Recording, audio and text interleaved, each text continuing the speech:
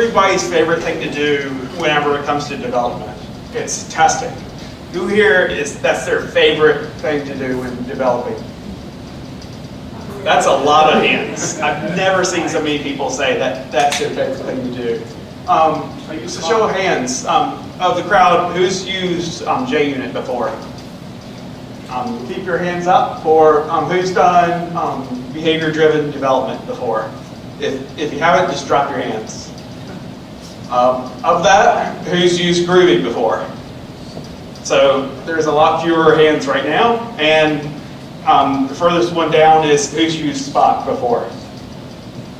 So even fewer. There's about 4 people that have used Spock before. You guys are probably completely eligible to do this talk, so just come up here.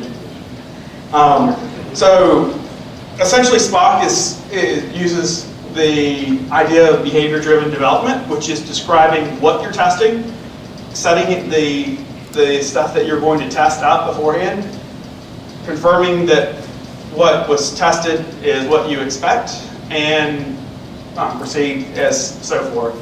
JUnit is more asking for a setup for what you're testing and testing it right at that spot, and it's not very descriptive about what's going on at the current placement. So behavior-driven development really turns the test into asking, when I'm performing a certain action, then I expect a certain outcome.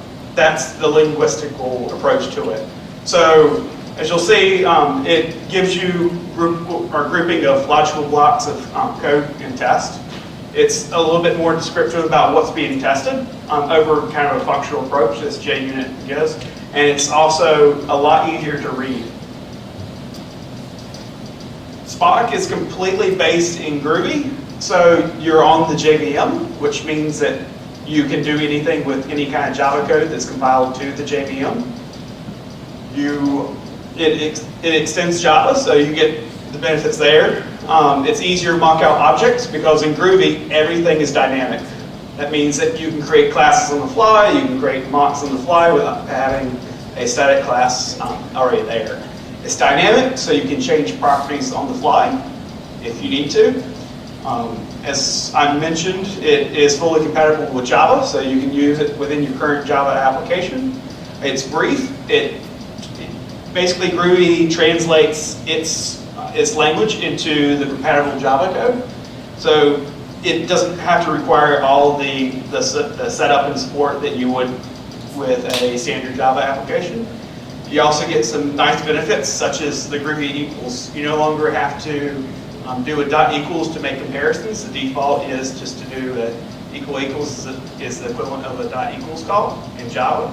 It's also a lot easier to debug. If you have a Groovy object, you can call a dot properties, which is a dynamic method, and you can expose all the properties and treat it as you would a map. And with that, you can also make comparisons of one object versus another. So this becomes really helpful whenever you are trying to find out why your test doesn't work. You can get a direct comparison of what it is supposed to be and what it actually is. So I have an example here. Let's look and see if there's a laser pointer on there. Is it? Which button? Green. The green? Okay. Just trying to figure out. It looks like there's more people over here, so I'm not going to ignore you guys. So as I mentioned here is that you're describing the test. You just use a sentence of what the test is. Then you would describe that when, in this particular case, this came from a Rails application, which is Ruby on Rails for the JVM. It's describing is that when an update is called for a domain instance that doesn't exist, you do your setup there. And we're just confirming that given a particular request that it's going to succeed or it's going to respond how we would like it to. And lastly, in your then statement, we're expecting a 404 error. So it's confirming that our assumption was what was expected. So in general, with Spock, the life cycle of a test is given. So that is is what the setup goes into creating the test. In this case, it could be creating a database connection or a in-memory database with a schema that you'd like. With when, it runs the actual code that you intend to test. With then, it confirms that the response from when was correct. And in cleanup, that's typically for if you need to deconstruct a database or a resource or so forth. Within the lifecycle, you can have multiple when-thens. So in the previous example, it included an example where you were setting up a response or a request to a server and getting the response back, so that you could take that instance of the service and then repeat the test with other input and get further information.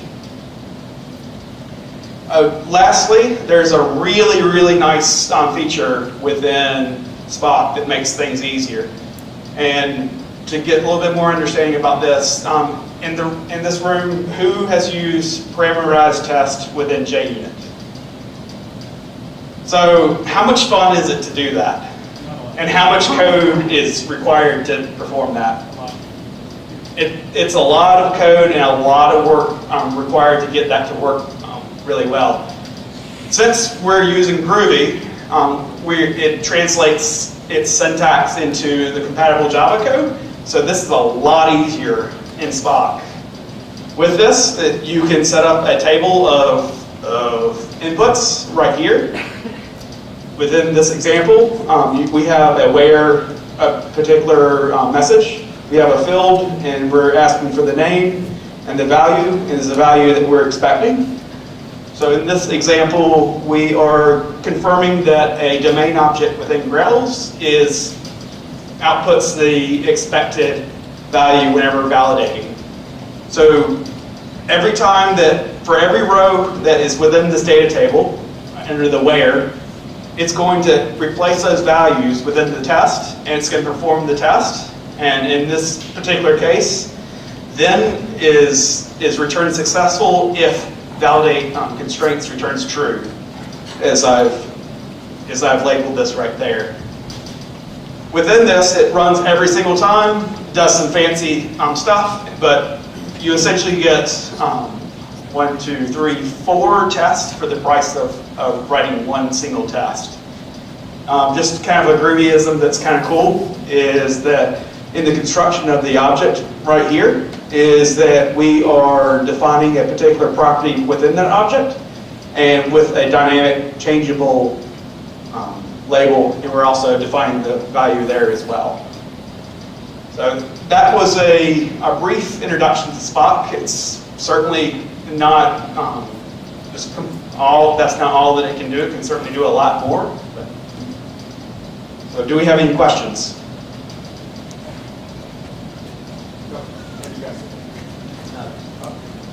Hey Steve, great talk. Quick question. Have you had a chance to play around with Scala specs yet? And how would you compare those to Spock? With the Scala and Groovy are two different languages. Scala does allow for some nice features that allow you to do similar things that are in Groovy, but Groovy is completely dynamic, so that you can define your classes, your objects, and your mocks within inline. So it's a little bit easier. In Scala, you would have to create a case class, which basically wraps entire Bojo or Bogo or however you want to describe it. Plain old Java Groovy object. That's what the acronym means. But with Spock, it's more it has a very similar approach to what specs are. With specs, you have some niceties that are associated with it, and it's kind of a similar vein of Spock, that it's a little bit more descriptive than JUnit testing. I haven't explored all the specs for Scala tests, so I couldn't go further into detail. Yeah, structurally it looks very similar, so I'm just curious. Okay. Any more questions?